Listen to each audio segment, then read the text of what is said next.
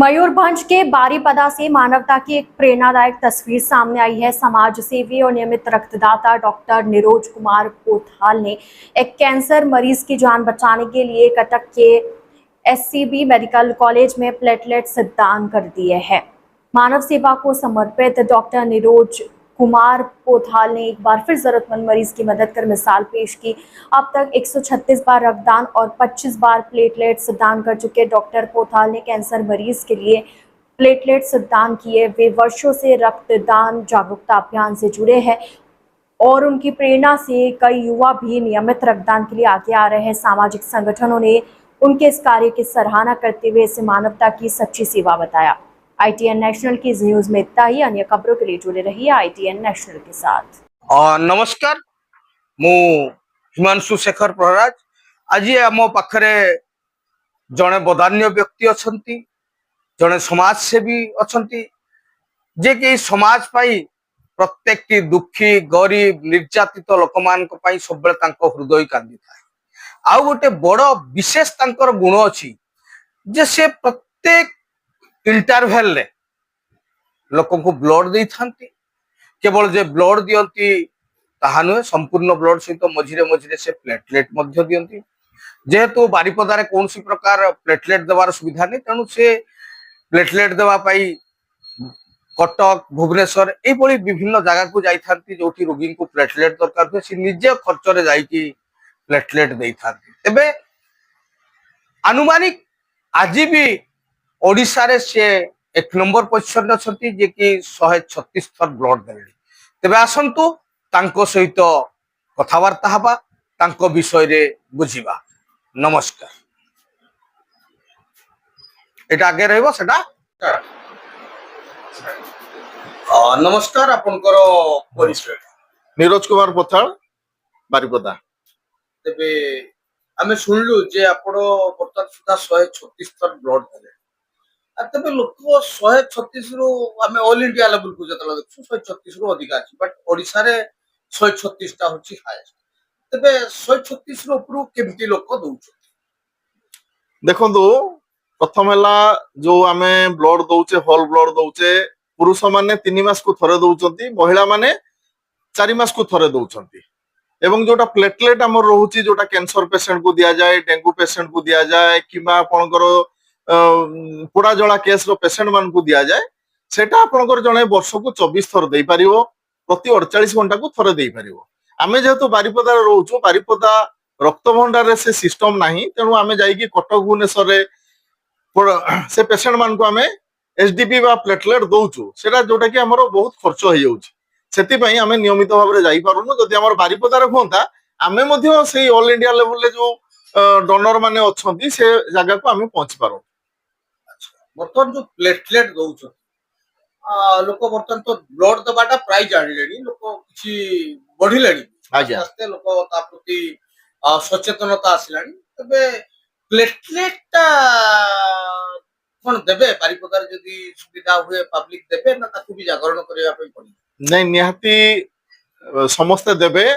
तो ये जिनसटा सब रक्तदाता माने जानिबा दरकार जे मु बारिपदारु जतेबेले जाईकी एसडीपी बा प्लेटलेट दउथली कटक भुवनेश्वर रे, मते देखि कि बारिपदारु आउरी भी बहुत जन रक्तदाता सेमाने मध्ये जाईकिरी नियमित भाव रे एसडीपी डोनेट करूचंती, जोटा कि बहुत कैंसर पेशेंट को काम रे आसुची। तबे ई प्लेटलेट केते दिन अंतर रे बा व्यवधान रे लोक जन देई परिबो? देखंतु प्लेटलेट प्रति 48 घंटा परे थरे जने चाहिए देई परिबो, जदि तारो हिमोग्लोबिन रो परिमाण ठीक थाए एवं तारो प्लेटलेट रो काउंट ठीक थाए, से सुस्थ जदि थिबे ताहले से देई परिबे एवं तारो वर्ष को 24 थरु ऊर्ध्व देई परिबे नाही। तबे आपण केवल जे रक्त दियंती ताहा नुहे, प्लेटलेट भी दियंती जानि। तबे मयूरभंज रे हाईएस्ट ब्लड के देइथिबे बोली आपण भाबुछ? मु तो भाबुची मोर बोधे सब हाईएस्ट अछि, आउ मो जानिबार सेमति नाहंती। आउ ओडिसा रे भी मोर हाईएस्ट रिकॉर्ड अछि 136, ता तळे 122 24 ए भलिया अछि। ओडिसा बाहरे अछंती। जदि प्लेटलेट व्यवस्था होंता बारिपदा रे, आज्ञा, तबे आपण मास को केते थर देई पारंते? मास को 2 थर तो मिनिमम देई होबो, आराम रे 2 थर 3 थर देई होबो। 2 थर 3 थर भी देई होबो। ता सहित आपण ब्लड भी जे अनुसार 3 मास को थरे देई पार। आज्ञा आज्ञा। ତେବେ ଏହା ଦ୍ୱାରା ଦୁର୍ବଳ ଅନୁଭବ କରିବା କିମ୍ବା କିଛି ୱିକନେସ୍ ଆସିବା ଏଭଳିଆ କେବେ ହେଇଛି କି ଆପଣ? ନାଇଁ ନାଇଁ ନାଇଁ, ରକ୍ତ ଦେଲେ କେହି କେବେ ଦୁର୍ବଳ ହେଇଯାଏ ନା। ରକ୍ତ ଦେଲେ ବରଂ ଆମକୁ ଆହୁରି ଆକ୍ଟିଭନେସ୍ ଫିଲ୍ ହୁଏ। ଆମେ ମାନେ ବହୁତ ଫ୍ରି ଲାଗେ, ବ୍ଲଡ ଦେଲା ପରେ ବହୁତ ଫ୍ରି ଲାଗେ। ତେବେ ଆପଣ ପ୍ରାୟ ପ୍ଲେଟଲେଟ୍ ଦେବା ପାଇଁ ମୁଁ ଦେଖେ, ଯେହେତୁ ବାରିପଦାରେ ଆପଣ କୋଉ କୋଉ ଜାଗାକୁ ବିଶେଷ କରି ଯାଇଛନ୍ତି ମାନେ ପ୍ଲେଟଲେଟ୍ ଦେବା ପାଇଁ? ଦେଖନ୍ତୁ, ମୁଁ ମ୍ୟାକ୍ସିମମ୍ ଟାଇମ୍ କଟକର ଏସିବି ମେଡିକାଲରେ ଏଇଥିପାଇଁ ଦିଏ, ଯେହେତୁ ଆଚାର୍ଯ୍ୟ ହରିହର କ୍ୟାନ୍ସର ହସ୍ପିଟାଲ ସେଠି ଅଛି ଏବଂ ସେଇ କ୍ୟାନ୍ସର ହସ୍ପିଟାଲରେ କ୍ୟାନ୍ସର ପେସେଣ୍ଟ ମାନଙ୍କୁ ବିଶେଷ କରି ପ୍ଲେଟଲେଟ ର ଆବଶ୍ୟକ ହୁଏ। ସେଥିପାଇଁ ମୁଁ ମ୍ୟାକ୍ସିମମ୍ ଟାଇମ୍ ଆପଣଙ୍କର ଏସିବି ରେ ଦିଏ। ତା ସହିତ ଭୁବନେଶ୍ୱର ସମ୍ ହସ୍ପିଟାଲ, କ୍ୟାପିଟାଲ ହସ୍ପିଟାଲ ରେ ମଧ୍ୟ ମୁଁ ରେଗୁଲାର ଯାଇକିରି ଏସଡିପି ଡୋନେଟ୍ କରିକି ଆସେ। ଏଇ ଡୋନେସନ ଯେତେବେଳେ ଆପଣ କରନ୍ତି ତା ଦ୍ୱାରା କିଛି ଲୋକ ଅନୁପ୍ରାଣିତ ହେଇଥାନ୍ତି। ଆଜ୍ଞା। ତେବେ କେବଳ ଯେ ଯାହା ବା ଯେତିକି ଲୋକ ଅନୁପ୍ରାଣିତ ହୋଇଛନ୍ତି ସେୟା ନୁହେଁ, ବର୍ତ୍ତମାନ ବି ବହୁତ ଲୋକ ଅଛନ୍ତି ଯୋଉମାନେ କି ବ୍ଲଡ ଦେବା ବା ପ୍ଲେଟଲେଟ ଦେବାକୁ କୁଣ୍ଠାବୋଧ ପ୍ରକାଶ କରନ୍ତି। ତେବେ ସେଇଭଳି ଲୋକଙ୍କୁ କଣ କହିବେ? ଯେମିତି ଗୋଟେ ରୋଗୀ ପଡିଛି, ତାଙ୍କର ପରିବାରର ବହୁତ ଲୋକ ଅଛନ୍ତି କିନ୍ତୁ ଆସିକି ବ୍ଲଡ ବ୍ୟାଙ୍କରେ ଖୋଜନ୍ତି ବ୍ଲଡ, କେହି ଯଦି ଆମକୁ ବ୍ଲଡ ଦେଇଦବ ଆମ ରୋଗୀ ବଞ୍ଚିଯିବ, କାହିଁକି ନିଜେ ବାହାରନ୍ତିନି? ଏ ଅସୁବିଧା କଣ? ଅସୁବିଧା କିଛି ନାହିଁ। ପ୍ରଥମ ତ ହେଲା ଆମ ମାନଙ୍କର ଆୱାରନେସ୍ ସେତିକି ନାହିଁ। ଯେତେବେଳେ କେହି ଗୋଟେ ଡୋନର ବାହାରେ, ତାର ବାପା ମା ମନା କରିଦିଅନ୍ତି ଯେ କାଳେ ମୋ ପୁଅଟା ଦୁର୍ବଳ ହେଇଯିବ କି। ଏଇ ଯୋଉ ଗୋଟେ ଆମର କୋକୁଆ ଭୟ ଅଛି ଆମ ସମାଜରେ, ତେଣୁ ସେଇଥିପାଇଁ କେହି ଡୋନର ହଠାତ୍ ଆଗେଇ ଆସନ୍ତିନି। ଆଉ ଯିଏ ଥରେ ୱାନ୍ସ ବ୍ଲଡ ଦବା ଆରମ୍ଭ କରିଦେଲା, ସେ କେବେ ବନ୍ଦ କରିବେ? ବନ୍ଦ କରିବ ନାହିଁ। ଏଇଟା ଗୋଟେ ଭଲ ଜିନିଷ। ତାକୁ ଆଚ୍ଛା, ଯୋଉ ଆଉ ଗୋଟେ ଜିନିଷ ମୁଁ ଖବର ପାଇଛି ଯେ ଯୋଉମାନେ ବ୍ଲଡ ଦିଅନ୍ତିନି ତାଙ୍କୁ ବ୍ଲଡ ଦରକାର ପଡେ କିଛି ପ୍ରୋବ୍ଲେମ ହେଲେ, ଯେମିତି ଆମର ଏନିମିଆ ହୁଏ, ବିଭିନ୍ନ ପ୍ରକାର ଡିଜିଜ ରେ ତାଙ୍କୁ ରକ୍ତ ଦରକାର ହୁଏ। କିନ୍ତୁ ଯୋଉମାନେ ବ୍ଲଡ ଡୋନେସନ କରନ୍ତି ବା ଦିଅନ୍ତି, ସେମାନଙ୍କର କାହିଁକି ଦରକାର ପଡେନି ନା ପଡେ?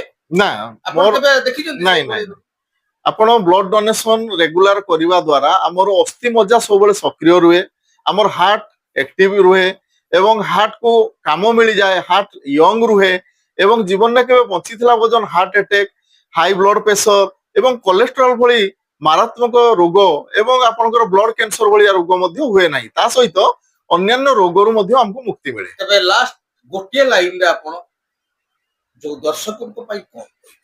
ଦର୍ଶକ ମାନଙ୍କୁ ମୁଁ ଗୋଟିଏ ଅନୁରୋଧ କରିବି, ଆଗରୁ ମଧ୍ୟ ମୁଁ ସବୁବେଳେ କରି ଆସୁଛି, ଯେ କିଛି ନହେଲେ ବର୍ଷକୁ ଥରେ ଆମେ ଆମର ଯୋଉ ଜନ୍ମଦିନକୁ ପାଳନ କରୁଛୁ ବହୁତ ଧୁମଧାମରେ, ନିଜର ମାନେ ଜନ୍ମଦିନଟିକୁ ଏଟଲିଷ୍ଟ ବର୍ଷରେ ଥରେ ନିଜର ରକ୍ତଦାନ କରନ୍ତୁ। ଏବଂ ଯୋଉମାନେ ବିବାହିତ ତାଙ୍କର ବିବାହ ବାର୍ଷିକୀରେ କିମ୍ବା ଯେକୌଣସି ଶୁଭ କର୍ମରେ ନିଜେ ନିଜ ପାଇଁ ସେଲିବ୍ରେସନ କରିକି ରକ୍ତଦାନ କରିକି ଅନ୍ୟ ରୋଗୀ ମାନଙ୍କର ମୁହଁରେ ଟିକେ ଆମେ ହସ ଫୁଟେଇବା ପାଇଁ ପ୍ରୟାସ କରିବୁ। ବହୁତ ବହୁତ ଧନ୍ୟବାଦ। ଜୟ ଜଗନ୍ନାଥ। କାଟି ଦଉ ନମ୍ବର କଟିକି ଅଛି ଭାଇ, କହିବ ନା? ନାଇଁ ନାଇଁ ନାଇଁ, କଟିବ।